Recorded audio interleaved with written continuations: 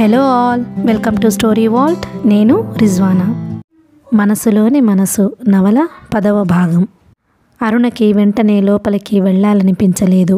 Road మీద ఎక్కడా చడి చప్పుడు లేదు. అక్కడొక్కటి రిక్షాలు తిరుగుతున్నాయి. మనుషులు తిరగడం కూడా లేదు. గడియారం చూసుకుంది. 11 కావస్తున్నది. అతనికిప్పుడు ట్యాక్సీ దొరుకుతుందా? ఎట్లా వెడతాడు? దారిలో ఆ వాచి పర్సు కోసం ఎవరన్నా అటకాయిస్తే? అరుణకి తన భయాలకి తనకే నవ్వుగా ఉంది. ఆ రోడ్డు చివరిదాకా వెళితే దాసా ప్రకాష్ హోటల్, అక్కడ తెల్లవార్లు ట్యాక్సీలు ఉంటాయి. మీటరు పైన రూపాయే రెండో ఇస్తే ఎవరన్నా వస్తారు. అరుణ లోపలికెళ్ళింది. తండ్రి మ్యాథమెటిక్స్ పేపర్లు కరెక్ట్ చేస్తున్నాడు. వెళ్ళి పక్కన కూర్చుంది. అరుణకి నిద్రపోవాలనిపించటం లేదు. తండ్రి అతన్ని గురించి ఏమనుకుంటున్నాడు? తండ్రికి రాజారావు పట్ల ఎటువంటి అభిప్రాయం ఉంది? నాన్న ఇంకా పడుకోలేదా? అడిగింది అరుణ. నువ్వు వస్తావని కాసేపు మాట్లాడుదామని కూర్చున్నాను అన్నారాయన. తల ఎత్తకుండా అన్నాడే గాని పేపర్లు ఇంకా దిద్దుతూనే ఉన్నాడు. నాన్న, రాజారావు గారి గురించి నీ అభిప్రాయం ఏమిటి? అతను నీకు నచ్చాడా? ఈ ప్రశ్న లోగడ నువ్వు నన్ను అడగలేదు కదూ అన్నారాయన తాపీగా. అరుణకి గిల్టీగా ఉంది. తండ్రి చాలా తక్కువ మాట్లాడుతాడు. కానీ ఏదన్నా సమస్య వచ్చినప్పుడు ప్రతిసారి తన పక్షం నిల్చుని పోరాడుతాడు. సుందరమ్మ గారి విషయంలో కూడా తండ్రి తన ముందు కఠినంగా ఉన్నా వెనక నుండి ఒత్తిడి లేకుండా చాలాసార్లు కాపాడాడు. అప్పుడు అడగాలని అనిపించలేదు. అడిగితే నేను నెగిటివ్గా అంటానని భయపడ్డావా? ఏమో తెలియదు. అసలు అంత ఆలోచించుకునే వ్యవధి, సావకాశము ఆవిడ మనకివ్వలేదు. ఎవరికి ఊపిరి పీల్చుకునే వ్యవధి లేకుండా క్షణాల మీద అన్ని నిర్ణయాలు ఆవిడే చేశారు. మీకిష్టం లేదా అప్పుడు? ఇష్టం అయిష్టం ఆ పెళ్ళికొడుకు మీద కాదు. ఒకరి జీవితాలను మరొకరు శాసించాలని అనుకోవడం అన్యాయం. రాజ్యాలని, దేశాలని ఇలా శాసించి పాలించిన వాళ్ళని చరిత్ర నియంతులు అంటారు. ఈ నియంత ఒక్కరోజులో పుట్టడు. రోజు రోజుకి పెరిగి ఆకాశమంతా అయి అందరినీ మింగేయాలని చూస్తాడు. ఒక వ్యక్తి నిరంకుశుడు అవడానికి ఆ వ్యక్తి కాదు కారణం, చుట్టూ మనుషులు. ఇది కుటుంబానికి, దేశానికి, అన్నిటికీ వర్తిస్తుంది. సుందరమ్మ గారు డిక్టేటర్ అవడానికి ఇంట్లో వాళ్ళు కారణమంటావా? ఆమె తండ్రి కొన్నాళ్ళు, భర్త కొన్నాళ్ళు, ఇప్పుడు కొడుకు మనమడును. ఒకసారి అధికార దర్పాన్ని రుచి చూసిన వ్యక్తి ఆడవాళ్లైనా మగవాళ్లైనా అది వదులుకోవడం చాలా కష్టం. ఈ అధికార దాహం తీరని పిపాస. ఇదంతా నాకెందుకు చెబుతున్నావు? మీ అమ్మ అటువైపు వరగడం కళ్ళారా చూస్తున్నాను. నువ్వు అటు పడకుండా ఇటువైపుకి తప్పుకున్నావు. ఆ విషయం నీకు చెబుదామని. నాన్న, చూడమ్మా, మగవాడు మగజాతి అని మీరంతా మాట్లాడే లిప్ కబుర్లు మర్చిపోయి, నేను మగవాడినని మర్చిపోయి చెప్పేది విను. నేను నీకంటే వయసులో పెద్దవాడిని, అనుభవం ఉన్నవాడిని. సృష్టిలో ఏ ప్రాణికి మరో ప్రాణి మీద అధికారం చూపే హక్కు లేదు. ఆధిక్యత ప్రదర్శించే అర్హత లేదు. డబ్బు, అధికారం, రాజకీయపు పలుకుబడి ఇవి ధరించే దుస్తుల వంటివి.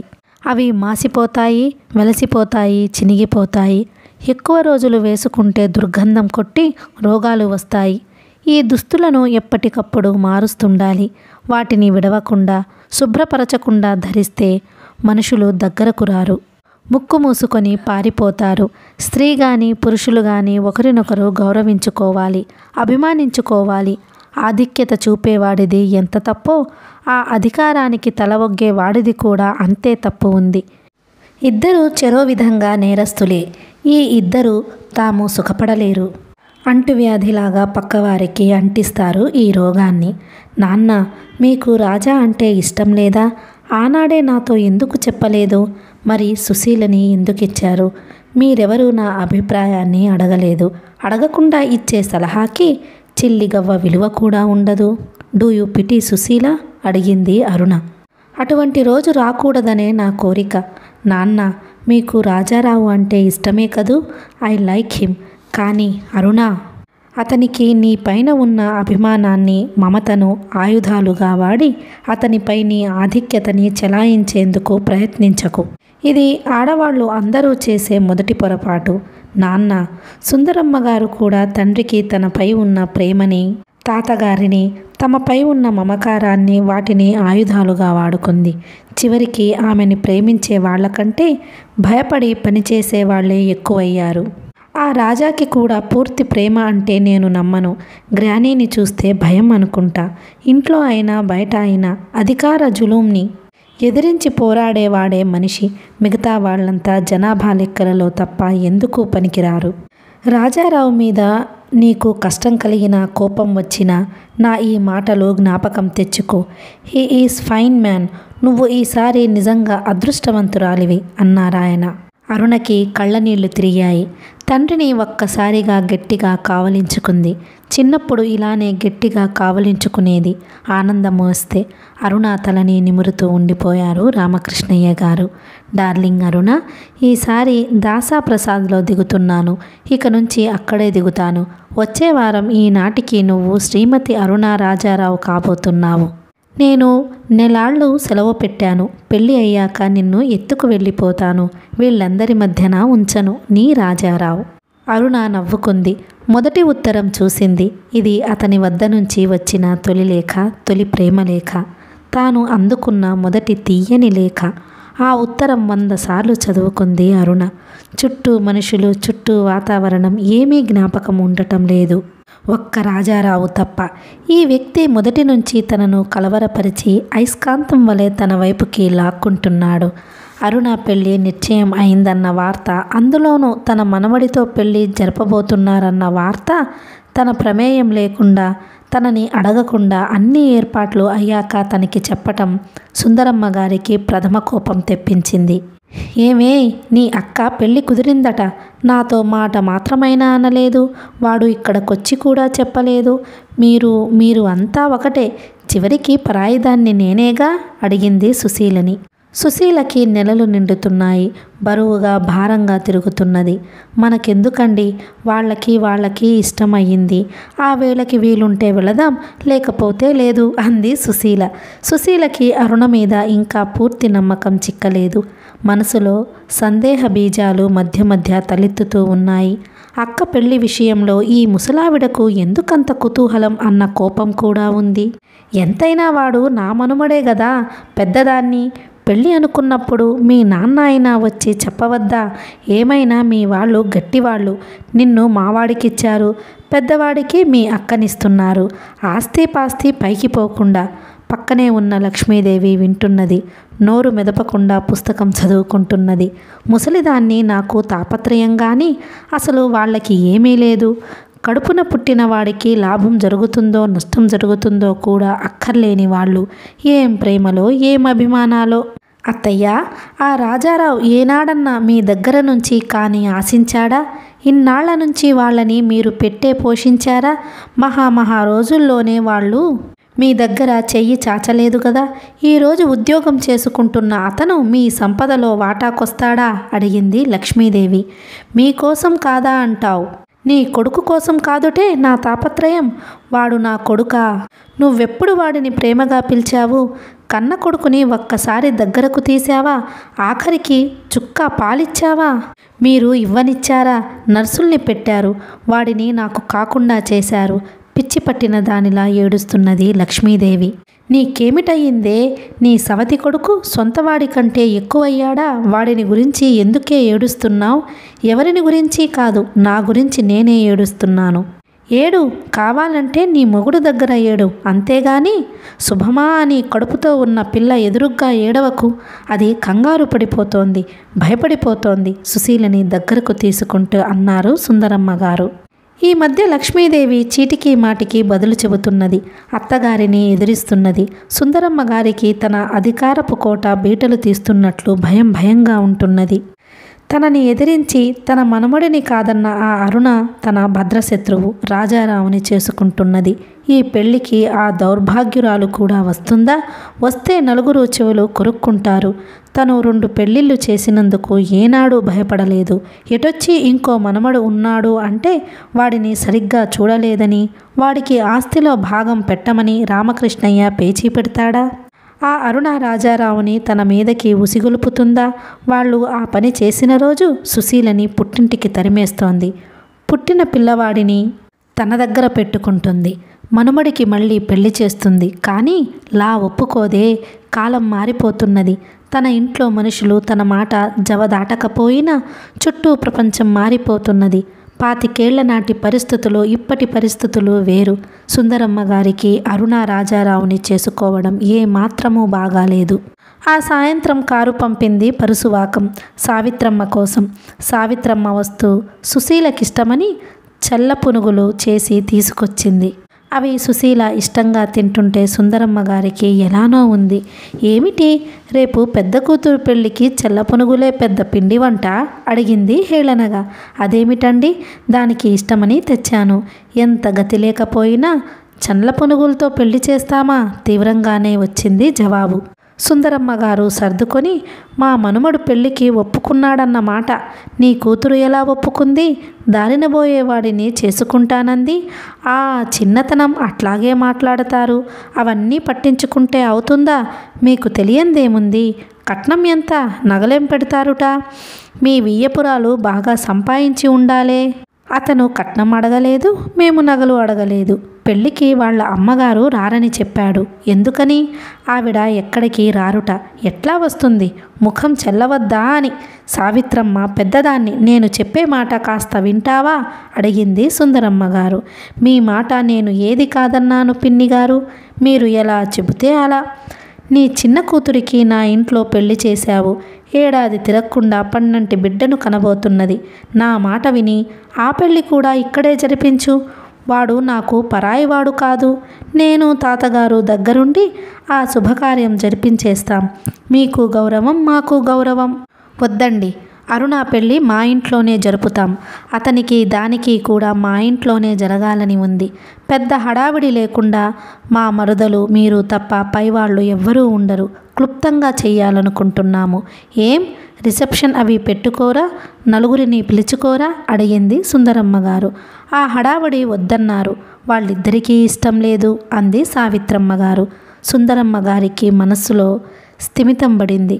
నలుగురికి తెలియకుండా అయిపోతే పర్వాలేదు అని సర్దుకుంది. పెళ్ళి 3 రోజులుందనంగా రాజారావు రైలు దిగాడు. ఈసారి అతను దాస్ ప్రకాశ్లో దిగటం చేత అరుణ వాళ్ళింటికి దగ్గరలో చీటికి మాటికి రావడానికి వీలుగా ఉంది. అమ్మ నీకివి ఇమ్మంది. నీ చేతికివ్వనా, మీ అమ్మగారికివ్వనా? అడిగాడు చిన్న పెట్టె చేతిలో పెడుతూ. ఏమిటి? నేను చూడలేదు. ఏవో నగలనుకుంటా. మీరే మూత తీసి చూపించండి అంది అరుణ. అరుణ అప్పుడే తలస్నానం చేసింది. ఆ రోజు మంచిదని సావిత్రమ్మ గారు పెళ్లి కూతుర్ని చేస్తానని పట్టుబట్టారు. అరుణ ఒప్పుకోలేదు ఈ తతంగానికి. అయితే కొత్త చీరన్నా కట్టుకో, తలంటు పోస్తాను అని బలవంతం పెట్టారు. అరుణ తలంటుకున్నది. జుట్టు ఇంకా తడి పొడిగా ఉంది. పొడవు తలకట్టుని చిక్కు తీసుకుని వదులుగా జడ అల్లుకుంది. మామిడి చిగురు రంగు వెంకటగిరి జరీ చీర కట్టుకుంది. గీతలు గీతలుగా జరీ బోర్డర్ వెడల్పుగా ఉంది. తెల్ల జాకెట్ వేసుకొని మెడలో తను ఎప్పుడూ వేసుకునే ముత్యాల దండ వేసుకుంది. జడలో సావిత్రమ్మ గారు కేకలు పెట్టి మల్లెలు కదంబం కలిపిన పెద్ద మాల పెట్టారు. వదులుగా ఉన్న ఆ జడలో కదంబంలోని గోరింట మొగ్గలు గుచ్చుకుంటున్నాయి. తల తిప్పినప్పుడల్లా వద్దంటున్నా వినకుండా తన ముచ్చట చెల్లించమని కళ్యాణం బొట్టు పెట్టారు. కాళ్ళకి పారాణి పెట్టారు. బుగ్గకు పెట్టిన కాటుక బొట్టు అరుణ వద్దంటూ తుడుచుకోవడం వల్ల చెరిగి పొడవుగా నల్లని గీతలా ఉంది ఆ తెల్లని బుగ్గ మీద. పెట్టె మూత తీయకుండా రాజారావు అలా చూస్తూ నించుండిపోయాడు అరుణని. కూర్చోండి, నా వంక తీరిగ్గా చూడొచ్చు నవ్వుతూ అంది అరుణ. ఆ తరువాత ఇంత అందంగా కనిపించకపోవచ్చు, ఇప్పుడే కళ్ళారా చూడని అన్నాడతను బొంగురుగా. ఆ పెట్టెలో ఏం ఉన్నాయి? చెప్పాను గదా, నగలనుకుంటా. ఇప్పుడు ఇవన్నీ ఎందుకు? ఆమె పెట్టుకునేవి తీసి ఇచ్చేశారా? లేరు, మా అమ్మ నగలు పెట్టుకోగా నేనెప్పుడూ చూడలేదు. మెళ్ళో ఒక చైను, కుడి చేతికి గాజు, ఎడం చేతికి రిస్టు వాచి తప్ప అమ్మ నగలేం పెట్టుకోదు. ఏం? నేనెప్పుడు కారణం అడగలేదు. అసలు ఆవిడకు ఏం నగలున్నాయో కూడా ఇంతవరకు తెలియదు. ఈ పెట్టె నీకు ఇమ్మంది. మీరే తీసి ఇవ్వండి అంది అరుణ నెమ్మదిగా. అరుణకి రాజారావు తల్లిని గురించి చాలా తెలుసుకోవాలని ఉంది. శాంతంగా గంభీరంగా ఉండే ఆమె ఒక్క నగ కూడా ధరించకుండా అన్నీ ఎలా వదులుకోగలిగారు? సర్వసంగ పరిత్యాగులు పురుషుల్లోనే ఉంటుంటారు, స్త్రీలలో కూడా ఉన్నారా? రాజారావు పెట్టె మూత తీశాడు. దగదగమంటున్న దుద్దులు, బంగారు గాజులు, గొలుసు. అరుణ ఆశ్చర్యపోయింది. ఇన్ని నగలు తనకి పంపిందా? పెళ్ళికి రాకుండా తనని కంటితో కూడా చూడకుండా ఇన్ని నగలు, తన సొంత నగలు అంతా డిటాచ్మెంట్తో ఇవ్వగలిగిందా? ఆమె ఎలా ఉంటారు? ఇన్ని నగల, అన్నీ నాకేనా? నేనేం చేసుకుంటాను? నగలు ఏం చేసుకుంటారు? నగలు ఏం చేసుకోను అని అడిగే ఆడదాన్ని నిన్నొక్కదాన్నే చూశాను. మీరు ఎంతమంది ఆడపిల్లల్ని చూశారో నాకేం తెలుసు. కళ్ళతో అయితే చాలామందిని చూశాను. చివాట్లు మటుకు ఎవరితోనూ తినలేదు. ఆ ప్రత్యేకత నీ ఒక్కదానికే దక్కింది అన్నాడు రాజారావు నవ్వుతూ. 8 జతల గాజులా? నేను ఏం చేసుకోను? 1 జత కంటే నేను వేసుకోను. 3 పేటల చంద్రహారం, ఇది కూడా చాలా బరువుగా ఉంది. ఈ దుద్దుల రవ్వలా? అవుననుకుంటా. మీకు తెలియదా? అమ్మ అంది. డైమండ్వి తనవి ఉన్నాయి అని, నగలు కూడా ఉన్నాయి అని, కోడలు కోసం దాచానని. అమ్మను పిలిచి చూపించనా? నీ ఇష్టం. నువ్వు నగలు పెట్టుకున్నావా లేదా అని నేను గమనించలేదు. నీకు ఇష్టం లేకపోతే మానే. మీకు అయిష్టాలు లేవా? ఉన్నాయి. సమయం వచ్చినప్పుడు చెబుతాను, ఇప్పుడు కాదు అన్నాడతను సీరియస్గా. ఇంతలోనే సీరియస్గా అయిపోతాడు. నవ్వుతూనే కొన్ని మాటలు లోతుగా అర్థాన్నిచ్చేట్లు అంటాడు. అమ్మా అంటూ పిలిచింది అరుణ. సావిత్రమ్మగారు లోపలున్నారు. ఎంత సింపుల్గా పెళ్ళి అనుకున్నా చెయ్యవలసిన పనులు అసంఖ్యాకంగా కనిపిస్తున్నాయి ఆమెకు. ఒకసారి బయటకురా అరుణ పిలుపుతో ముందుకొచ్చారు. అమ్మా, ఇవి వాళ్ళమ్మగారు పంపారు నా కోసం, చూడు అంది అరుణ కొంచెం సిగ్గుపడుతూ.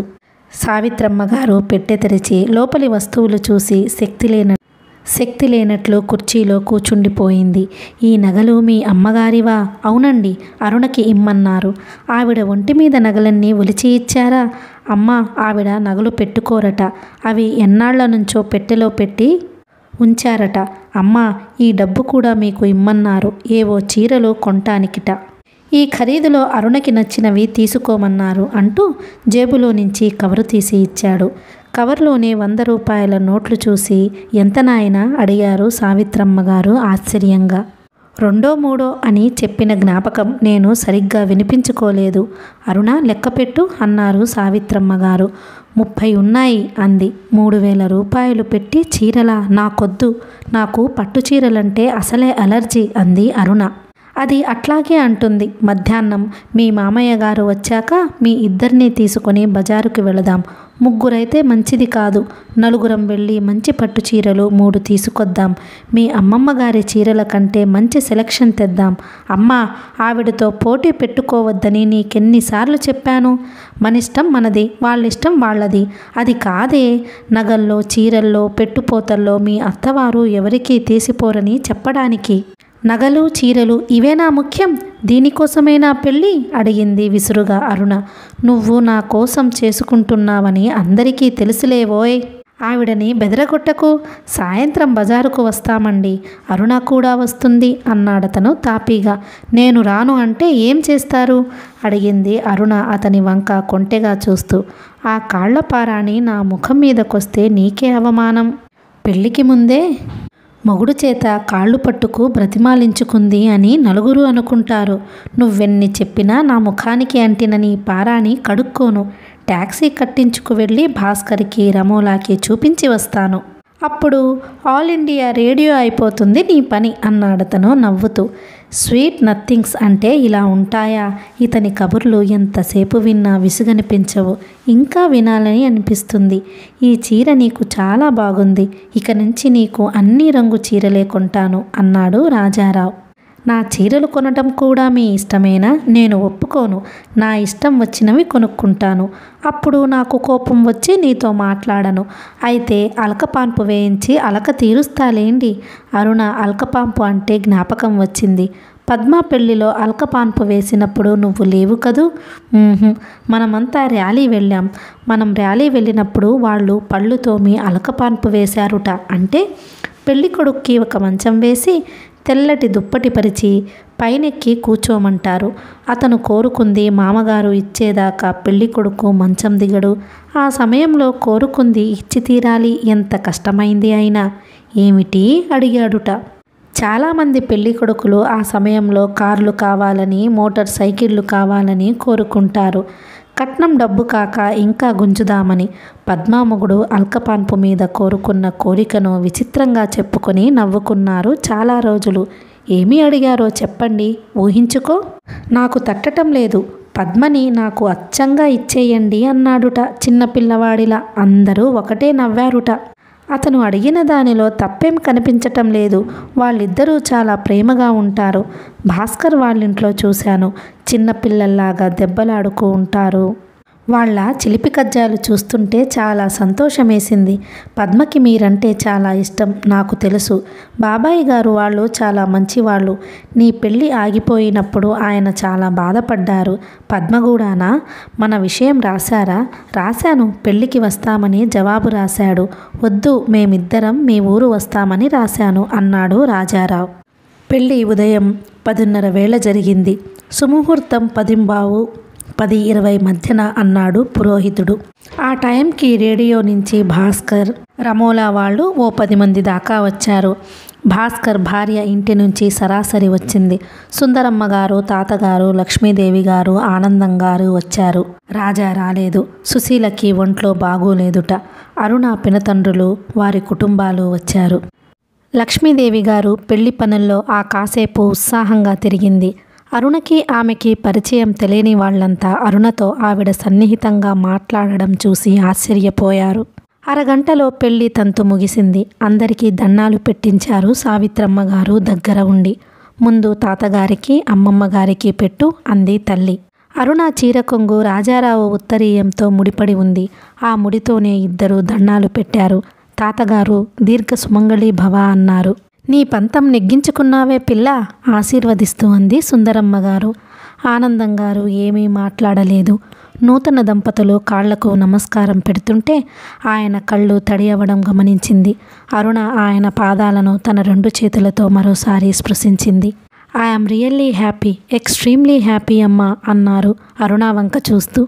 అందరూ భోజనాలు చేసి వెళ్ళేటప్పటికీ 1 గంట అయ్యింది.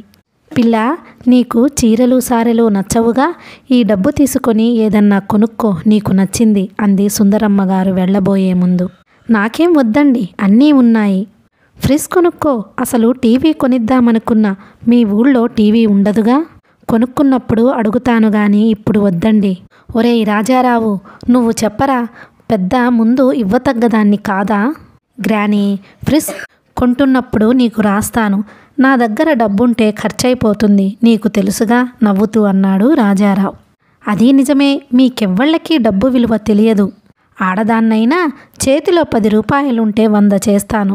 మా నాన్న అంటుండేవాడు నన్ను ఫైనాన్స్ మినిస్టర్ని చేస్తే దేశంలో డబ్బు కొదువ ఉండదని. అయితే ఈ డబ్బు నా దగ్గరే ఉంచనా? ఉంచు, కావాలన్నప్పుడు అడిగి తీసుకుంటాం.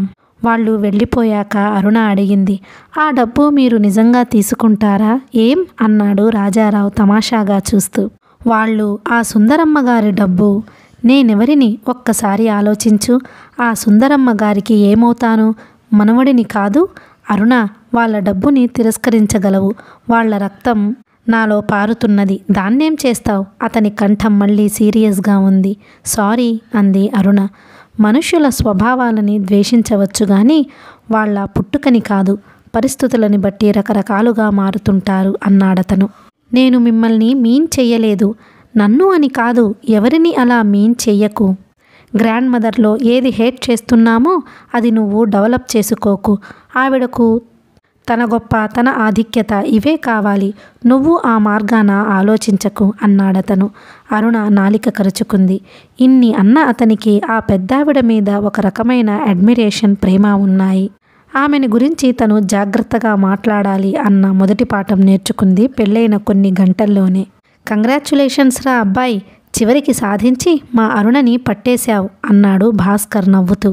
దీనికంతటికీ నువ్వే కారణం. అసలు నిన్ను బ్లేమ్ చేయాలి. ఆ పెళ్ళికి ఈవిడ గారిని తీసుకురాకుండా ఉంటే హాయిగా ఏ చిక్కు లేకపోను. అసలు నీ వల్లే ఇంత గొడవైంది అన్నాడు రాజారావు నవ్వుతూ. ఏరా, అరుణని ఉద్యోగం చేయనిస్తానన్నావుట. నువ్వు అక్కడ, తను ఇక్కడానా? పెళ్ళై కూడా సత్రం భోజనం. నన్నేం చెయ్యమన్నావు?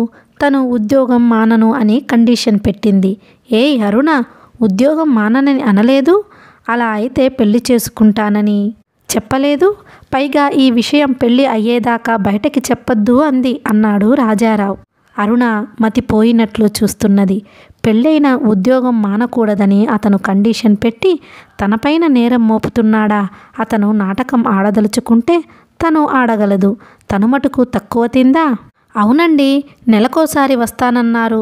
నాకు ఈ జాబ్ మానటం ఇష్టం లేదు. ముందే చెబితే మా వాళ్ళు పడనివ్వరని పైకి చెప్పలేదు అంది అరుణ రాజారావు వంక చూస్తూ. అతని కళ్ళు తమాషాగా మెరుస్తున్నాయి. అదేమిటే, పెళ్లి చేసుకుని నీకింకా ఉద్యోగం దేనికి? కాకినాడ వెళ్ళిపోక. నువ్వు దాని మాట వినకు నాయనా అందుకున్నారు సావిత్రమ్మ గారు. ఇవ్వాళే ఏం కుంప మునిగిందని ఈ పంచాయతీ పెడుతున్నావు? వాళ్ళని ఊరికి వెళ్ళిరాని. ఓ 10 రోజులు తిరిగి వస్తామని అనుకున్నారుగా, వెళ్ళిరాని అంటూ ఆ వాదన అక్కడికి తుంచివేశారు రామకృష్ణయ్య గారు. ఆ రాత్రే బెంగళూరు మెయిల్ ఎక్కారు అరుణ రాజారావు. 2 రోజులు బెంగళూరులో ఉండి ఆ పైన మైసూర్కి అని ప్రోగ్రాం వేసుకున్నారు. స్టేషన్కి అందరూ వచ్చి వీడ్కోలు ఇచ్చారు. కూపే దొరికింది అరుణ వాళ్ళకి. రైలు కదలగానే అరుణ అడిగింది రాజారావుని, మీరు భాస్కర్ గారితో అబద్ధం ఎందుకు ఆడారు? నీకోసం. నా కోసమా? అవును. నేను ఉద్యోగం చెయ్యమన్నాను, నిన్ను తీసుకెళ్ళనన్నాను అంటే నీకే అవమానం. నీ గౌరవం కోసమే ఆ అబద్ధం ఆడాను. నిజంగానే నన్ను కాకినాడ తీసుకువెళ్ళరా? నాకు కాలక్షేపానికి అబద్ధం ఆడడం చేత కాదు. నీకు ఆ రోజునే చెప్పాను, I will be your friend for life అని. మర్చిపోయావా? అరుణ మాట్లాడలేదు. ఆ మాటలు అతను నిజంగానే ఆచరణలో పెట్టదలుచుకున్నాడా? దేనికి? ఈ మనసులో ప్రశ్నించుకో అంటూ అతను ప్యాంట్ జోబులో నుంచి డైరీ తీశాడు. ఆ డైరీ మెద్ద నుంచి బాగా నలిగిన ఉత్తరం తీశాడు. ఉత్తరం మడతలు విప్పుతున్నాడు. అరుణ గుర్తుపట్టింది. అది తన దస్తూరి, తను రాసిన ఉత్తరం. నేను నికృష్టుడిని, సంస్కారహీనుడిని. ఇవి నువ్వు నాకిచ్చిన బిరుదులు. ఈ 2 బిరుదులు ఏడాది నుంచి నా తల మీద గుదిబండల్లాగా కూర్చుని ఉన్నాయి. అవి దిగితే తప్ప అరుణ నీకు నేను భర్తను కాను, నాకు నువ్వు భార్యవు కాలేవు. మరి నన్నెందుకు పెళ్లి చేసుకున్నారు? నేనే కావాలని ఎందుకు ప్రాధేయపడ్డారు? నేను ప్రాధేయపడలేదు, పెళ్లి చేసుకుంటానని అడిగాను. నువ్వు ఒప్పుకున్నావు. ప్రాధేయపడ్డానా? జ్ఞాపకం తెచ్చుకో. మరి ఆ నగలు, చీరలు అవన్నీ ఎందుకు ఇచ్చారు? నీ మెళ్ళో మంగళసూత్రం కట్టాను కాబట్టి. నలుగురిలోనూ నీకు నాకు గౌరవం కలగాలని ఇచ్చాను. ఏ పిల్లని పెళ్లి చేసుకున్నా ఇచ్చేవాడిని, అంతేనా? నేను మీకు ఏమీ కానా? కావు. ఆ విషయం మొదట్లోనే నువ్వు అర్థం చేసుకుంటే ఇద్దరికీ మంచిది. ఇప్పుడు ఏం చేయబోతున్నారు? బెంగళూరు వెళుతున్నాము. అనుకున్న ప్రకారం 2 రోజులు అక్కడ ఉంటాం.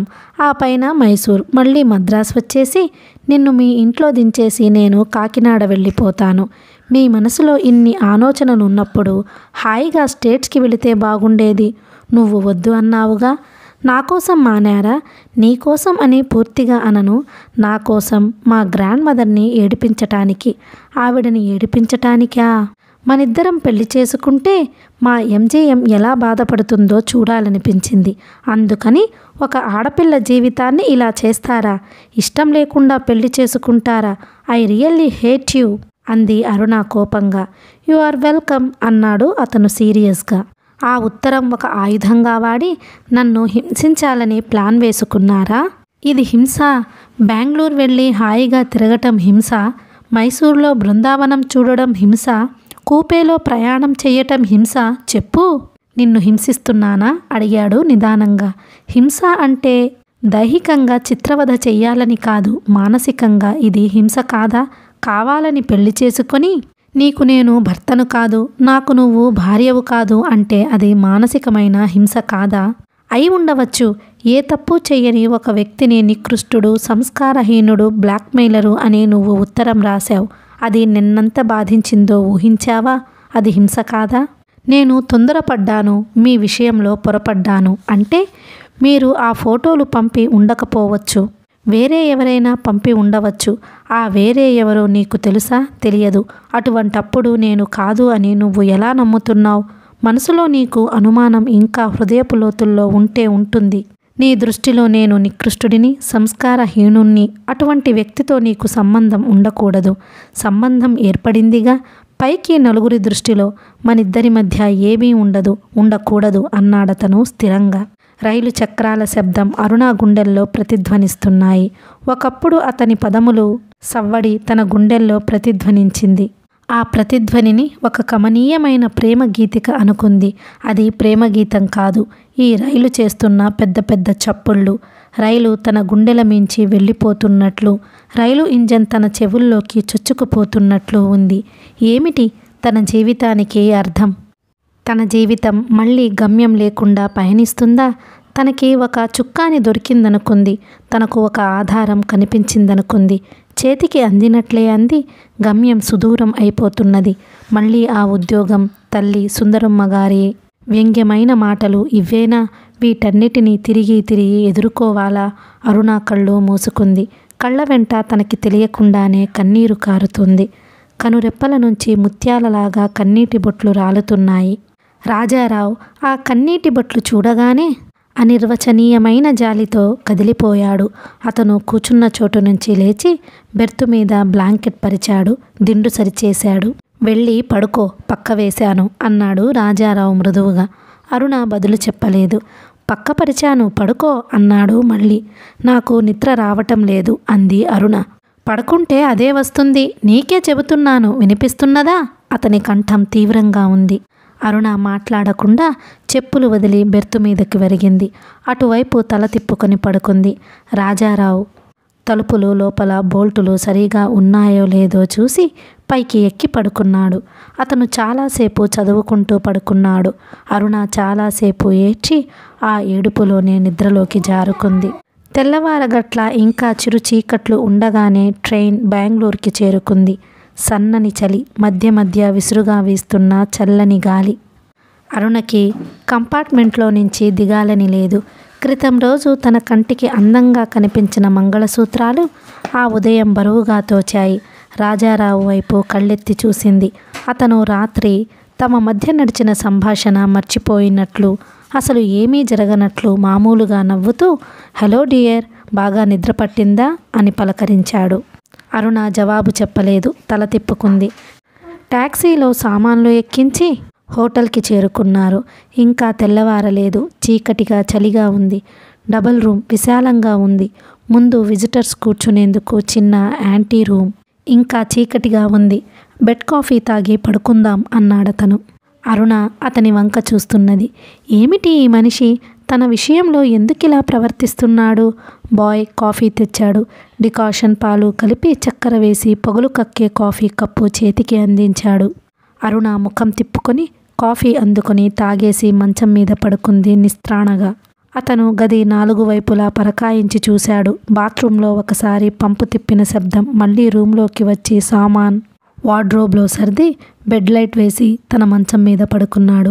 మూసుకున్న కనురెప్పల క్రింద నుంచి అతని ప్రతి కదలిక గమనిస్తున్నది అరుణ.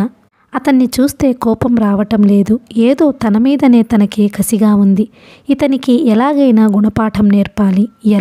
ఎలా? కళ్ళు మూసుకొని తనలో తను ఆలోచిస్తున్నది. తను భార్యనని, అతనంటే ఇష్టమని ప్రాధేయపడకూడదు. తను ప్రాధేయపడదు. ఇష్టం ఉన్నా సరే బెట్టుగా లక్ష్య పెట్టనట్లుగా ప్రవర్తించాలి.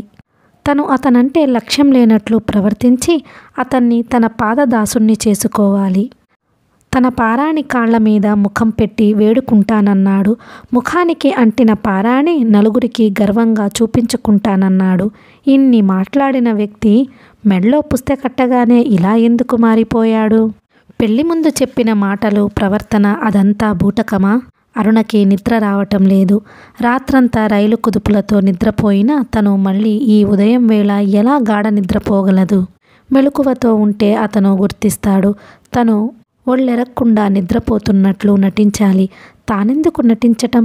ఈ పరాయి ఊళ్ళో అపరిచితుడుగా మారిపోయిన ఈ భర్తతో తానెందుకు ఉండాలి? నవ్వించే ఆ రాజారావు ఈ వ్యక్తి కాదు. ఇతను కొత్త వ్యక్తి, తనకి పరిచయం లేని వ్యక్తి. ఈ అపరిచితునితో తానీ హోటల్లో ఎందుకుండాలి? మద్రాసు వెళ్ళిపోతుంది. అమ్మ వాళ్ళ దగ్గరకు వెళ్ళిపోతోంది. తనకు పెళ్ళైన విషయం విస్మరిస్తుంది. ఈ పెళ్ళి అన్నది ఒక పీడకలలాగా మర్చిపోతోంది. ఇది పీడకల. అరుణ పక్కకి ఒత్తిగిల్లింది. మెడలోని మంగళసూత్రాలు సన్నని శబ్దం చేస్తూ గుండెల మించి పక్కకి జారాయి. నిన్నటి రోజున అంత సుందరంగా కనిపించిన వివాహతంతు పీడకల అని తను ఎలా అనుకుంటుంది, ఎలా అనుకోగలుగుతుంది? అరుణ మళ్ళీ అతని వైపు చూసింది. రాజారావు కదలకుండా కళ్ళు మూసుకొని పడుకొని ఉన్నాడు, ఏమీ పట్టనట్టు. తన ఉనికినే విస్మరించినట్లు పడుకున్న రాజారావుని చూస్తే అరుణకి బ్రహ్మాండమైన కోపం వచ్చింది. అతని జుట్టు పట్టుకు గుంజాలి, ఆ తల మంచం కోటికి వేసి పగలగొట్టాలి. తన ఆలోచనలకి తనకే నవ్వొచ్చింది. పడుకున్నారా అడిగింది అరుణ మెల్లగా. అతను కదలలేదు, జవాబు చెప్పలేదు. నిద్రపోతున్నారా? మరికొంచెం కంఠం హెచ్చించి పిలిచింది. ఏమిటి పిలిచావా అడిగాడతను నిద్ర నుంచి లేచి. నిద్రపోతున్నారా అని అడిగాను. నిద్ర పట్టేసింది, చల్లగా బాగుంది. మీకు నిద్ర ఎలా పడుతోంది? మీరు మనుషులేనా? మనిషిని కాకపోతే నువ్వెలా పెళ్లి చేసుకుని ఉంటావు? నాకిప్పుడు అనుమానం వస్తున్నది. అరుణ మొహం కడుక్కుంటూ అద్దంలోకి చూసింది. తన ముఖం తనే గుర్తుపట్టలేనంతగా పీక్కుపోయింది. ఒక్కరోజులో తానింత మారిపోయిందా? పెళ్లి చేసుకున్నంత మాత్రాన అతను తనని నెత్తిన పెట్టుకోవాలని ఎక్కడుంది? నెత్తిన పెట్టుకోకపోవచ్చు, భార్యను కాదు అంటున్నాడు. అనని, నలుగురిలో కాదు అనలేడుగా. మిగతా విషయాల్లో సరదాగా అనునయంగా ఉన్నాడుగా. అరుణకి రాజా జ్ఞాపకం వచ్చాడు. అతనైతే ఎలా ఉండేవాడు ఆలోచించింది. ఎలా ఉండేవాడు? దేహ సంబంధం తప్ప మానసికంగా భావాల కలయిక ఉండేనా? అతను తనతో పరిచయం అయిన నెల రోజుల్లో రాజారావు గంటసేపు మాట్లాడిన మాటలు కూడా మాట్లాడలేదు. అవును, కాదు, గ్రాని, ఈ 3 మాటలు తప్ప ఏమీ మాట్లాడలేదు. ఆఖరికి తాము కలిసి సినిమాకి కూడా వెళ్ళలేదు. ఈ రాజారావుతో తమ షాపింగ్ జ్ఞాపకం చేసుకుంటున్నది. ఎన్ని రోజులయ్యింది? 4 రోజుల క్రితం తామంతా బజారుకెళ్లారు పట్టు చీరలకని. ఆ సంఘటన పూర్వజన్మలో జరిగినట్లుగా ఉంది. 4 రోజులైనా అయ్యింది. రాత్రి అతని మాటలతో తన వయసు 10 ఏళ్లు పెరిగిపోయింది. ఒక్క రాత్రి సంఘర్షణతో తన మీద 10 ఏళ్ల వయసు దూకింది. పట్టుచీరల షాపులో 2 గంటల సేపు కూర్చున్నారు తాము. అతను విసుక్కోలేదు. తల్లి ఈ రంగు కాదు, ఆ బోర్డర్ కాదు అని గుట్టలు చీరలు తీయిస్తుంటే ఓపిగ్గా కూర్చున్నాడు. మధ్య మధ్య తను సలహాలిచ్చాడు. నిలువుటద్దం ముందు చీర భుజం మీద వేసుకు చూస్తుంటే పక్కన నిల్చొని, అన్ని చీరలు నీకు బాగున్నాయి, ఈ షాపు కొనేసెయ్యనా అడిగాడు నవ్వుతూ. కొనేందుకు మీ దగ్గర అంత డబ్బు ఉండవచ్చు, కట్టుకునేందుకు నాకు ఓపిక లేదు అంది తను రహస్యంగా. నేను కడతాలే అన్నాడు అల్లరిగా, మరీ తగ్గు స్థాయిలో. తను సిగ్గుతో నవ్వింది. అవి నావి అన్నాడతను. ఏమిటి చీరలా? నీ బుగ్గలోనే గులాబీలు అన్నాడు అల్లరిగా. ఏవి ఆ గులాబీలు? అరుణ అద్దంలోకి చూసింది. తన చెంపలు పాలిపోయినట్లు ఉన్నాయి. తనకి నవ్వు రావటం లేదు. తను నవ్వటం మర్చిపోయింది. చీరలన్నీ ప్యాక్ చేశాక బిల్లు చెల్లించి అక్కడున్న సేల్స్ మ్యాన్కి 20 రూపాయలిచ్చాడతను. వాళ్ళు తెల్లబోయారు. ఇట్ ఈజ్ మై ప్లెజర్, మీరంతా కాఫీ తీసుకోండి అంటూ బయటికొచ్చాడు. షాప్లో ఈ కొత్త పద్ధతికి ఆశ్చర్యపోయారు. ఎవరూ ఇలా టిప్ చేయలేదట. అంత సంతోషంగా, అంత ఉత్సాహంగా ఉన్న మనిషి ఎందుకిలా ప్రవర్తిస్తున్నాడు? ఆ ఉత్తరం సంగతి తను మర్చిపోయినా ఇతను దాన్ని పట్టుకు వేళ్లాడుతున్నాడు. తను కోపంతో, అవమానంతో ఆ జాబు రాసింది. ఆనాటి ఉద్ధృతం, కసి ఈనాడు లేవు. ఒకవేళ ఆ ఫోటోలు అతను పంపిన వాటిని మర్చిపోయే స్థితికి వచ్చింది. అతన్ని క్షమించగలిగింది. తప్పు చేసిన వ్యక్తిని తను క్షమించగలిగింది. అతను మటుకు తనని ఉత్తరం రాసినందుకు మన్నించలేకుండా ఉన్నాడు. అది మనసులో పెట్టుకుని కక్ష సాధిస్తున్నాడు. బాత్రూమ్ తలుపు మీద టకటకమని కొట్టిన శబ్దం వినిపించింది. అరుణ ఈ లోకంలోకి వచ్చి తలుపు తీసింది. ఏయ్ అరుణ, బ్రేక్ఫాస్ట్ వచ్చింది, ముందు టిఫిన్ తీసుకో, కాఫీ కూడా చల్లారిపోతోంది. అతను బాత్రూమ్ తలుపు దగ్గర నిల్చున్నాడు. మీరు తీసుకోండి, నేను స్నానం చెయ్యాలి. నువ్వొస్తే గానీ నేను తీసుకోను అన్నాడతను మొండిగా. ఇడ్లీ, దోశ పైన మూతలు పెట్టి అలాగే ఉన్నాయి. ప్యాట్లో డికాషన్, జగ్గులో పాలు 2 ట్రేలలో అలాగే ఉన్నాయి. తను తినకపోతే అతను తినడు. అరుణ బాత్రూంలో నుంచి బయటికి వచ్చింది. అతను టిఫిన్ ప్లేటు చేతికి అందించాడు. అతని కళ్ళు నిర్మలంగా, స్నేహంగా ఉన్నాయి. బ్రేక్ఫాస్ట్ అవగానే ఓ 10 నిమిషాలు ఆగి మరీ స్నానం చెయ్యి. ఏం? కడుపులో టిఫిన్ పడగానే స్నానం మంచిది కాదు. 10 గంటలకి విశ్వేశ్వరయ్య మ్యూజియంకి వెళ్దాం. అక్కడ అన్నీ చూసుకుని సాయంత్రం లాల్బాగ్, రాత్రికి నీకు మంచి కన్నడ సినిమా చూపిస్తాను. రాజ్ కుమార్ యాక్ట్ చేసింది, బాగా యాక్ట్ చేస్తాడు. అరుణ మాట్లాడలేదు. విననట్లు ఊరుకుంది. తను బయటకి రాను అంటే ఇతను ఏం చేస్తాడు? అతను బయటకి వెళ్ళడు. రూమ్లో ఎదురు బదురుగా ఎంతసేపు కూర్చోవడం? ఇద్దరి మనసుల్లో సమరసభావం లేక ఒకరినొకరు హేట్ చేసుకుంటూ ఎంతసేపు కూర్చోవడం? తను అతన్ని హేట్ చేస్తున్నదా? అరుణ తనని తాను ప్రశ్నించుకున్నది. ఒక రకంగా ఇతనిని హేట్ చేస్తున్నది. పెళ్లి ముందటి రాజారావు కానందుకు హేట్ చేస్తున్నది. అరుణ కోపంగా కసిగా గంగాళపు వేడి నీళ్లు పోసుకుంది. టైం గడిచేందుకు లెక్కపెట్టి 65 చెంబుల వేడి నీళ్లు పోసుకుంది. ఆఖరికి చెయ్యి నొప్పి పుట్టి స్నానం ముగించి వంటికి పౌడర్ వేసుకుని చీర కట్టుకుని బయటపడింది. అన్ని వేడి నీళ్లు పోసుకునే వేళకి ఒళ్ళంతా డసిపోయినట్లై చెమటలు కారిపోతున్నాయి. అరుణ ఫుల్ స్పీడులోకి ఫ్యాన్ తిప్పి మంచం మీద పడింది నిస్త్రాణగా. అరుణ, ఏం జరిగింది? అరే అట్లా ఉన్నావేం? What is the matter? అతను చెయ్యి పట్టుకొని అడిగాడు. ఏమీ లేదు, నథింగ్ అంది అరుణ. కాదు, నీ ఒంట్లో బాగాలేదు. ఈ పూటకి రెస్ట్ తీసుకుందాం. ఎక్కడికి వద్దు, పడుకో అన్నాడు అతను చెయ్యి వదలకుండా. తన చెయ్యి పట్టుకున్న ఆ చేతిని, ఆ వ్యక్తిని ఒక్క గుంజు గుంజి మీదకి లాక్కోవాలని ఉంది. గుంజితే అతను తన గుండెల మీద పడతాడా? ఛీ, తను కూడా ఇలా ఆలోచిస్తున్నదేం? అతనంతటా అతను తన దగ్గరికి రావాలి. తనని కాంక్షగా హృదయానికి హత్తుకోవాలి. తను ముందడుగు వెయ్యదు. అరుణ అతని చెయ్యి వదిలి, ఏమీ లేదు, మీరు స్నానానికి వెళ్ళిరండి. ఈ లోపల కాస్త నిద్రపోతాను అంది మామూలుగా. అరుణకి నిద్ర రావడం లేదు. నిద్ర రాదు. ఫ్యాన్ గాలికి కాస్త సేద తీరినట్లయింది. అతను స్నానం చేసి వచ్చేటప్పటికి జడ వేసుకొని మరో చీర కట్టుకొని రెడీగా ఉంది. అరే, ఎందుకు లేచావు? మధ్యాహ్నం వెళ్దాంలే, నేను బాగానే ఉన్నాను. మీరు ఎక్కడికి రమ్మంటే అక్కడికి రెడీ అంది అరుణ. అతని తడివీపు మీద నీటి బిందువులు ముత్యాలలాగా మెరుస్తున్నాయి. ఆ వీపు తుడిచి పౌడర్ రాయాలని అనిపించింది. పూర్వం రాజా వద్ద నుంచి యాడ్లీ పరిమళాలు, ఇతని వద్ద నుంచి ఓల్డ్ స్పైస్ పరిమళం. ఈ పౌడర్ మరి సన్నని సువాసనతో ఉంటుంది. నాసికకు సోకనట్లు. వీపుకి పౌడర్ రాయనా అడిగింది అరుణ. వద్దు, నాకలాంటివి ఇష్టం ఉండదు. కొరడాతో కొట్టినట్లుంటుంది ఆ సమాధానం. అరుణ బాల్కనీ వైపు తలుపు తెరుచుకొని గేట్ అవుట్లో నించుంది. రోడ్డంతా మసకమసగ్గా ఉంది. కన్నీటి పొరలలో ముందు షాపులు, చెట్లు ఏమీ కనిపించటం లేదు. నాకు ఆత్మ నిగ్రహం కావాలి, ఆత్మబలం రావాలి, ఆ బలాన్ని నేను తెచ్చుకోవాలి అని తనని తాను చెప్పుకుంటున్నది. అరుణ, ఐఆమ్ రెడీ అన్న అతని కేకతో కళ్ళనీళ్లు తుడుచుకొని లోపలికెళ్ళింది. ఈ చీర నీకు చాలా బాగుంది. అదేం కలరు? ఏమంటారు ఆ రంగుని? అడిగాడు రాజారావు అరుణ కళ్ళని గమనించనట్లు. స్నఫ్ కలర్ అంటారు అంది అరుణ. విశ్వేశ్వరయ్య మ్యూజియంలో 2 గంటల సేపు గడిపారు. రాజారావు బొంబాయి నుంచి లండన్కి ఎలా టెలిఫోన్ ద్వారా మాట్లాడవచ్చో, శబ్ద తరంగాలు ఎలా ప్రయాణిస్తాయో చెబుతుంటే అరుణ ఆశ్చర్యపోయింది. జలపాతం నుంచి విద్యుత్ శక్తి ఎలా తయారేది కూడా అతను వివరంగా చెప్పాడు.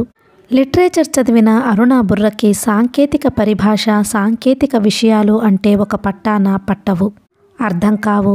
కానీ రాజా ఓపిగ్గా వివరంగా చెప్పాడు ప్రతిదీ. మీరు చాలా పుస్తకాలు చదువుతారా అడిగింది అరుణ. నా సబ్జెక్ట్స్కు కాకపోయినా ఫండమెంటల్స్ తెలుసుకోవడానికి చదువుతాను. చిన్నప్పటి నుంచి ఈ మంచి అలవాటు అయితే పెద్దయ్యాక కాన్ఫిడెన్స్ వస్తుంది.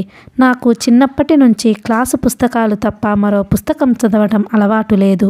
ముక్కుకి పట్టుకుని పరీక్షలు పాస్ అయ్యాను. భాస్కర్ గారి వల్ల ఇప్పుడిప్పుడే ఆంగ్ల సాహిత్యంతో పరిచయం అవుతున్నది. నాకు అప్పుడప్పుడు అనిపిస్తూ ఉంటుంది, చిన్నప్పుడు మా వాళ్ళు సరిగ్గా గైడ్ చెయ్యలేదేమోనని. నువ్వే కాదు, చాలామంది అలా అనుకుంటూ ఉంటారు. ఫార్చునేట్గా నా మీద చిన్నప్పుడే తాతగారి ప్రభావం పడింది. ఒక విధంగా ఆ సంవత్సరం lucky year in my life. మీరు 1 ఏడాది మద్రాసులో ఉన్నారుట? అవును. చాలా అన్హ్యాపీగా ఉండేవారు. అందుకే ఎగ్జామ్ పోయింది. ఒక విధంగా హ్యాపీ, మరొక విధంగా అన్హ్యాపీ అని చెప్పాలి. మా ఎంజీఎం మెఫిస్టోఫిలిస్ వంటిది. ఎదుటి మనిషి తనకు మనస వాచ బానిస కావాలనుకుంటుంది. అలా కానినాడు ఎదుటివాడిని తిప్పలు తప్పవు. మీరు చిన్నప్పుడు కూడా ఆమెను ఎదిరించేవారా? ఎదిరించటం అని కాదు, అప్పటిదాకా పల్లెటూరులో తాతగారి వద్ద, అంటే మా అమ్మ నాన్నగారి వద్ద ఉండి చదువుకున్నాను. ఆ వాతావరణంలో స్వేచ్ఛ, ప్రేమ రెండూ ఉండేవి. తాతగారు చాలా ముద్దుగా చూసుకునేవారు. మద్రాసులో ఆ రెండు మృగ్యం. మా ఎంజీఎం రాజాని ఒక మాదిరిగాను, నన్ను ఒక మాదిరిగాను చూసేది. ఇద్దరూ మనుమలేగా. అయినా కూడా నిజానికి వాడు కాన్వెంట్లో చదువుతుండేవాడు. చాలా చక్కగా ఇంగ్లీష్ మాట్లాడేవాడు. నాకు ఇంగ్లీష్ మాట్లాడడం వచ్చేది కాదు. మన వైపు చదువుకి మద్రాసుకి చాలా తేడా ఉంది. మీ అమ్మగారు మిమ్మల్ని పంపటానికి ఒప్పుకున్నారా? ఆ ఏడాది బీఈడీ ట్రైనింగ్ హాస్టల్లో ఉండి చేయాల్సి వచ్చింది. తాతయ్య పోయారు. విడిగా హాస్టల్లో ఎందుకని మా ఎంజీఎం పంపమని ప్రోద్బలం చేస్తే పంపింది. అప్పటికి మీకు ఎన్నేళ్ళు? 12, 13 అనుకుంటా. మా గ్రాండ్ మదర్ ప్రతిదానికి ఆజ్ఞలు పెట్టేది. పల్లెటూరి ఆటలు ఆడకూడదు, పరుగులు పెట్టకూడదు, చెట్లెక్కకూడదు, స్కూల్ నుంచి సరాసరి ఇంటికి రావాలి, బట్టలు మాపుకోకూడదు, ఇంటికి రాగానే పుస్తకం పుచ్చుకు చదువుకోవాలి. ఇలా చాలా ఉండేవి ఆవిడలో. పక్షిని తెచ్చి పంజరంలో పెడితే ఎలా ఉంటుందో నా పని అలా ఉండేది. Poor thing. నన్ను చూసి జాలిపడుతున్నావా అడిగాడు. మిమ్మల్ని చూసి కాదు, ఆ 12 ఏళ్ల పసివాడిని తలుచుకొని అంది. అతను నవ్వి, మా అమ్మ ఈనాటికి ఆ ఒక్క సంవత్సరం తలుచుకొని బాధపడుతుంటుంది. మీ ఆడవాళ్ళు విచిత్రమైన వాళ్ళు. ఎదురుగుండా ఉన్నంతసేపు క్రమశిక్షణ అంటూ కాల్చుకు తింటారు. ఎప్పుడో జరిగిన వాటికి జాలి పడతారు. మీ పిన్నిగారి దగ్గర మీకు అప్పుడే చనువు అయిందా? చనువు అని కాదు, మా పిన్ని నన్ను తిట్టేది కాదు, ప్రతి పనికి తప్పు పట్టేది కాదు. బాల్యంలో పసి హృదయాలను గాయపరచటం చాలా తేలిక. నేను ఎవ్వరినైనా క్షమిస్తాను గాని చిన్నపిల్లల్ని, న్యూనతపరిచే వాళ్ళని క్షమించలేను. మీ గ్రాండ్ మదర్ మిమ్మల్ని ఇన్సల్ట్ చేసేవారా? ఒక విధంగా ఆవిడకు ఆంధ్రప్రదేశం అంటే చిన్న చూపు. తను తెలుగు గడ్డలో పుట్టినా తెలుగు మాతృభాష అయినా తెలుగు భాష మీద చిన్న చూపు. ఇంగ్లీషు మీద చాలా గ్లామర్. అసలు ఆంధ్రాలో చదువుకున్న వాళ్ళు ఎందుకు పనికిరారని ఆవిడ ఉద్దేశం. మద్రాసులో చదువుకుంటేనే చదువు అబ్బుతుందని ఆవిడ అభిప్రాయం. మరి మీకు చదువు అబ్బిందే? ఆంధ్రాలో ఉన్నాను కాబట్టి ఆ మాత్రమైనా అబ్బింది. ఇక్కడైతే ఇల్లు వీడి పారిపోయి ఉండేవాడిని. అరుణ, తాతగారి దగ్గర మంచి లైబ్రరీ ఉంది, చూసావా? లేదు, చూడలేదు. ఈ మధ్య ఆ బుక్స్ అన్నీ డొనేట్ చేశారని విన్నాను. ఆ రోజుల్లో ఆయన ఎప్పుడూ చదువుకుంటూ ఉండేవారు. నేను మా ఎంజీఎంని తప్పించుకునేందుకు ఆయన లైబ్రరీలో ఒక మూల నక్కి చదువుకుంటూ ఉండేవాడిని. ఆ రోజుల్లో తాతగారు నా కోసం చిన్నపిల్లల పుస్తకాలు చాలా తెప్పించేవారు, గ్రానీకి తెలియకుండా. తాతగారు మాట్లాడరు, కానీ ఆయన చాలా లోతైన మనిషి. ఇన్ని తెలిసి ఇంత చదువుకున్నవారు అమ్మమ్మగారు అలా అందరినీ పురుగుల్ని చూసినట్లు చూస్తుంటే ఎలా సహిస్తున్నారో. నువ్వు శారిటాన్ జీవితం గురించి వినలేదా? మా తాతగారు కూడా లా బుక్స్, వేదాంత గ్రంథాలకు వెనక దాక్కుంటారు. నాలో పుస్తకాలు చదవాలన్న అభిలాష ఆయన వల్లనే కలిగింది. మీరు ఈ సంగతులు చెబుతుంటే మీ తమ్ముడి టేస్ట్ జ్ఞాపకం వస్తున్నది. రాజాకి స్పోర్ట్స్ గురించి తప్ప ఇక ఏ విషయం మీద ఇంట్రెస్ట్ లేదనుకుంటా. ఇంటికి దూరంగా పెరిగిన మీలో ఇంతటి తృష్ణ, ఇంటి కప్పు కింద పెరిగిన మీ తమ్ముడికి స్పోర్ట్స్ తప్ప మరింకేమీ అక్కర్లేకపోవడం విచిత్రంగా లేదు? ఇప్పుడైనా ఒప్పుకుంటారా? మీ అమ్మమ్మగారు మనిషిలో శ్రద్ధ ఉంటే చదువు ఎప్పుడైనా వస్తుందని, చదువుకి ఆంధ్ర, మద్రాస్ అన్న తేడా లేదని నువ్వు పొరబడ్డావు. మా గ్రాండ్ మదర్ బంతి లాంటిది. నేలకేసి కొడితే పైకెగిరే తత్వం ఆవిడది. నేను మద్రాసులో తన దగ్గర ఉంటే ఐఏఎస్ అయి ఉండేవాడినట. మా అమ్మ పెంపకం వల్ల ఆ కాలేజీలో రాట్ అవుతున్నానని ఆవిడ అభిప్రాయం అంటూ నవ్వాడతను. అరుణ వాచి చూసింది. 1 గంట దాటింది. ఎండ చర్రుమంటున్నది. బెంగళూరులో 10 దాటితే సూర్యుడు చిటచిటమంటూ ఉంటాడు. ఉదయం పూట బాగా ఉంటుంది కానీ 10 దాటాక వాతావరణం అంత బాగుండదు. సాయంత్రం 4 నుంచి చల్లగా హాయిగా ఉంటుంది. పద, చాలా ఆలస్యమయ్యింది. భోజనం ఉంటుందో లేదో, మన హోటల్కి వెళ్దామా లేక ఇక్కడెక్కడైనా తిందామా అడిగాడు రాజారావు. నా ఒళ్ళు చితచితమంటున్నది. ముందు రూమ్కెళ్ళి స్నానం చెయ్యాలి అంది అరుణ నుదుట పట్టిన చెమట తుడుచుకుంటూ. ఆ సాయంత్రం లాల్బాగ్లో తిరుగుతూ ఐస్ క్రీం కప్పులు కొనుక్కు తిన్నారు. రాజారావు ఏవో అల్లరి కబుర్లు చెబుతూనే ఉన్నాడు. ఐస్ క్రీం కప్స్ కొనుక్కు తింటుంటే అరుణకి రాజా జ్ఞాపకం వచ్చాడు. బీచ్లో ఇలా ఐస్ క్రీం కొనుక్కొని కబుర్లు చెప్పుకుంటూ పళ్ళు జివ్వుమనే ఐస్ క్రీం తినాలని ఎన్నోసార్లు అనుకుంది. ఆ కోరిక ఈనాటికి తీరింది. కానీ మనసులో ఏదో అసంతృప్తి, ఏదో వెలితి. ఇదంతా తామిద్దరూ కలిసి నటిస్తున్న ఒక మహానాటకంలా అనిపిస్తున్నది. ఈ నాటకానికి ఎప్పుడో తెరపడుతుంది. ప్రతి నాటకానికి తెరపడినట్లే దీనికి తెరపడాలి. ఎప్పుడు పడుతుంది? ఆ రాత్రి అరుణని నైట్ షోకి కన్నడ సినిమాకి తీసుకువెళ్ళాడు రాజారావు. 8ంటికి రూమ్కొచ్చి భోంచేశారు. సినిమాకి వెళ్దాం అన్నాడు రాజారావు. అరుణకి వెళ్ళాలని లేదు. ప్రొద్దుటి నుంచి తిరిగి అలసిపోయినట్లు ఉంది. తమ ఈ హోటల్ రూమ్లో తామిద్దరూ అపరిచితుల వలె సంచరించే బదులు సినిమాలోనో జనసమర్థమైన రోడ్డు మీదనో తిరుగుతున్నప్పుడు తమ మధ్యనున్న ఆ మంచుతెర తొలగినట్లు అనిపిస్తున్నది. కబుర్లలో దీపాల కింద జనసమర్థం మధ్య తమ సమస్యలు మర్చిపోగలుగుతున్నది. ఫోన్ చేసి టికెట్స్ ఉన్నాయో లేదో కనుక్కోండి. మధ్యాహ్నం కౌంటర్లో చెప్పి పెట్టాను. మేనేజర్ టికెట్స్ పంపాడు ఇందాకనే అన్నాడు రాజారావు. ఇతను అన్ని విషయాలు కనుక్కుంటాడు. అన్నింటిలోనూ ముందు జాగ్రత్త ఉంది. థియేటర్ దగ్గర 4 మూరల మల్లెపువ్వులు కొన్నాడు రాజారావు. అతను తన చేతిలో పువ్వుల మాల ఉంచుతున్నప్పుడు అరుణ ఆ సంకేతంలో అర్థం వెతకబోయింది. అతను ఎడం చేత్తో చిల్లర అందుకుంటూ కుడి చేతితో పూలు అందించాడు. చిల్లర మీద అతని దృష్టి ఉంది. మల్లెలు పెట్టుకున్న తన మీద కాదు. ఆ మరునాడు రాజారావు కమర్షియల్ స్ట్రీట్లోని షాపు తిప్పాడు అరుణని. అరుణ వద్దంటున్న 2 చీరలు కొన్నాడు. కటావ్ వాయిల్లో చిన్న పువ్వులున్నవి. అరుణ వద్దంటున్న అతను వినిపించుకోలేదు. అతనికి నచ్చినాయట. అందుకు కొన్నానన్నాడు. గవర్నమెంట్ ఎంపోరియం శాండల్వుడ్ ఆయిల్ సోపులు, శాండల్వుడ్లో రాధాకృష్ణుల బొమ్మ కొన్నాడు. పద్మకు ఎన్నాళ్ల నుంచో మంచి ప్రజెంట్ ఇవ్వాలనుకుంటున్నాను.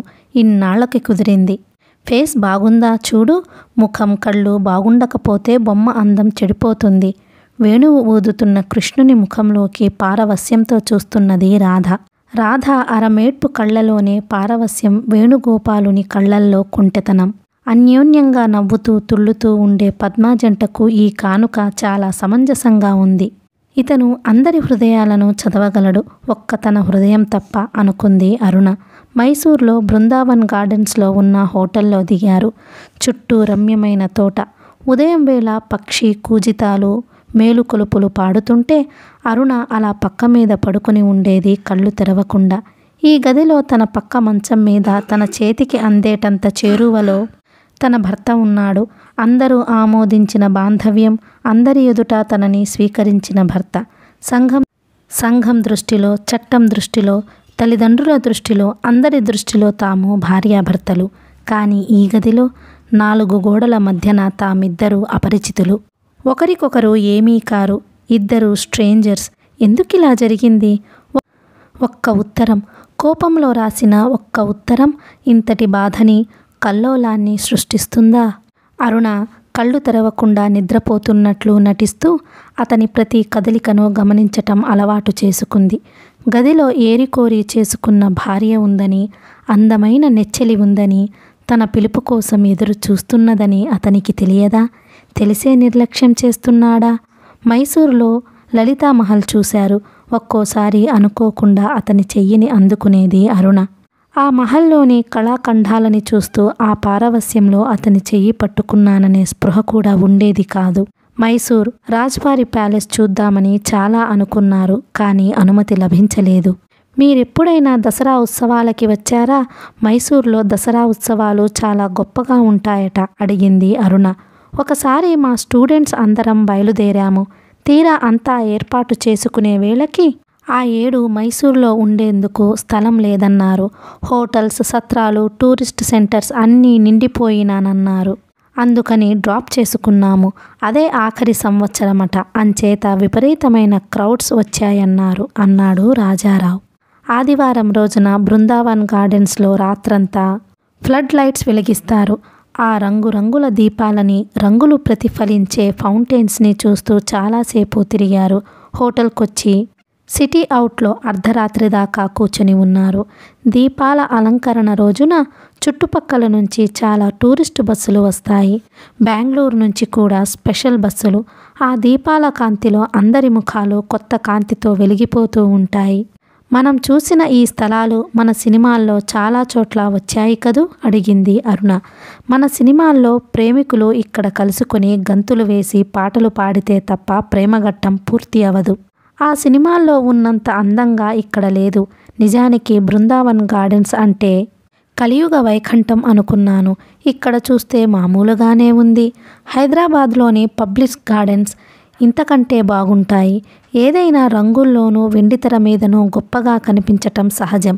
వాస్తవ జీవితంలో చూస్తే ఆ రంగులు ఉండవు, తెర మీద కనిపించే ఆనందమూ ఉండదు. వాళ్ళ నటన, కెమెరామ్యాన్ చాకచక్యము ఈ రెండూ కలిసి ప్రేక్షకులలో ఒక కొత్త భావాన్ని స్ఫురింపజేస్తాయి. ఇక్కడ ఉండేవి అన్ని చోట్ల ఉండే పూల మొక్కలు, పచ్చగడ్డి అని, ఆ ఎగిరేవాళ్ళు డబ్బు పుచ్చుకు ఎగురుతున్నారని అనుకున్నప్పుడు మనము చూసే సినిమాలు రంగుల కలలు అవవు, ఉత్త బొమ్మలవుతాయి. ఆ ఆప్టికల్ ఇల్యూజన్ సినిమాల్లోనే కాదు, మామూలు స్టిల్ ఫోటోల్లో కూడా కలిగించవచ్చు. ఆగిపోయాడు. వాళ్ళు కూర్చున్న సిటీ అవుట్లో దీపం వేసుకోలేదు. బృందావనంలోని రంగురంగుల ఫ్లడ్ లైట్స్, అందులో తిరిగాడే జనం క్రీనీడల వలె కనిపిస్తున్నారు. ఆ ఫ్లడ్ లైట్ కాంతి సన్నగా అతనిపై పడుతున్నది. అరుణకి ఆనాటి తమ ఫోటో జ్ఞాపకం వచ్చింది. కలర్లో తీసిన ఆ 2 ఫోటోల్లో తాను, రాజారావు సంతోషంగా సన్నిహితంగా కనిపించారు. వసంతపు ఎరుపు వర్ణం, బుక్కా గులాముల నీలి ఎరుపు వర్ణాలు తమ ముఖాల మీద, బట్టల మీద స్పష్టంగా కనిపించాయి. తమ కళ్ళలోని నవ్వు, అల్లరి అమ్మమ్మగారికి కొత్త అర్థాలనిచ్చాయి. ఆమె ఆ దృశ్యంలో ప్రేమ భావాలని చూడగలిగారు. నిజానికి ఆ క్షణంలో తామిద్దరిలో అటువంటి భావమే లేదు. రాజారావు ఆ ఫోటోని మనసులో ఉంచుకొని మాట్లాడుతున్నాడా?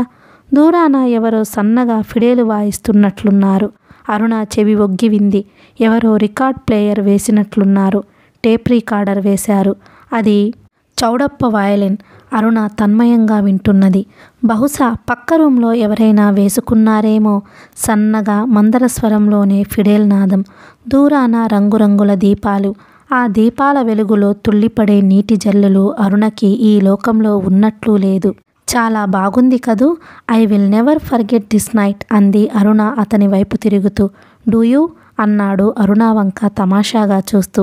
నాకు నిద్ర వస్తుంది, వెళ్ళి పడుకుంటాను, గుడ్ నైట్ అంటూ లోపలికి వెళ్ళిపోయింది. తన మంచం మీద పడుకున్న అరుణకి వెంటనే నిద్ర రాలేదు. పద్మా పెళ్లిలోని వసంతం, బుక్కా గులాం చల్లుకోవడం జ్ఞాపకం తెచ్చుకుంటున్నది. ఇతను తన బుగ్గలకి ఎప్పుడు బుక్కా రాశాడు? అతని తల మీద తను ఎప్పుడు వసంతం దిమ్మరించింది? తమ ప్రమేయం లేకుండా హాస్యానికై మొదలైన ఆనాటి వేడుక తమ జీవితాలని తల్లకిందులు చేసింది. తామిద్దరిని నలుగురి దృష్టిలో ఒకటిగా చేసింది. కానీ తమ దృష్టిలో వేరుపరిచింది. కలయిక, వియోగం, వియోగం, కలయిక, ఈ రెంటికి మధ్య ఎంత దూరం! ఒక్కోసారి దూరం లేదు, అతి సన్నిహితం. తను చెయ్యి చాపితే చాలు అతను తనవాడు అవుతాడనిపిస్తుంది. మరుక్షణంలో అతను కొన్ని యోజనాల దూరంలో ఉన్నాడు.